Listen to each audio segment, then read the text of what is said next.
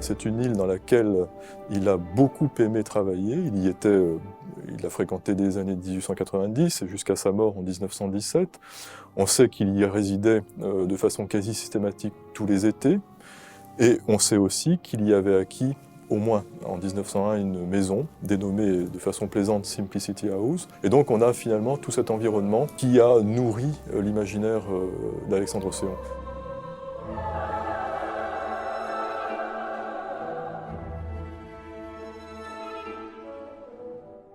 Ils se mettent à peindre les paysages de Bréhat eux-mêmes, seuls, sans figure, petits paysages sur bois qui le fascinent. Et là, c'est la même chose, il travaille en regardant la nature, mais ensuite, il la retravaille dans l'atelier avec son inspiration, son idéalisme, et il en fait des paysages mystérieux, mystiques, étranges, qui ne ressemblent à rien d'autre. Désert, mais habité par une vraie présence.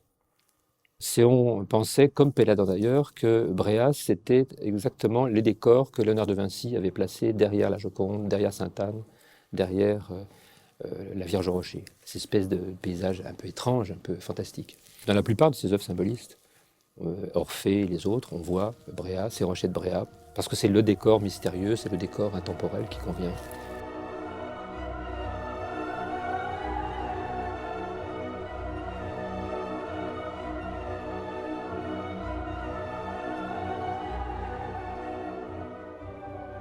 L'île de Bréhat aujourd'hui est une île qui est différente de celle qu'il pouvait connaître au XIXe siècle. C'était une île qui était une île agricole, c'était une île qui était absolument pas boisée comme elle l'était aujourd'hui, et c'est ce qu'on perçoit au demeurant dans beaucoup de ses œuvres.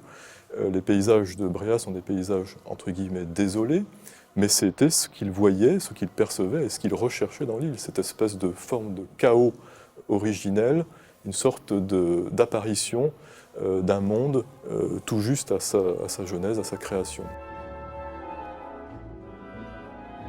Dans le cas de cette sirène, on n'est pas finalement dans le monde souterrain, caverneux, infernal, Ulysse et les sirènes, où c'est la tentation, etc. On est peut-être plus dans une image apaisée, une sorte de divinité tutélaire, protectrice en quelque sorte de cette île, de cet archipel, protectrice contre peut-être l'intrusion de la civilisation industrielle que connaît la France à ce moment-là, une volonté en quelque sorte de révéler ce qu'il y a de plus beau, de plus pur et de plus mystérieux dans cette côte de Bretagne.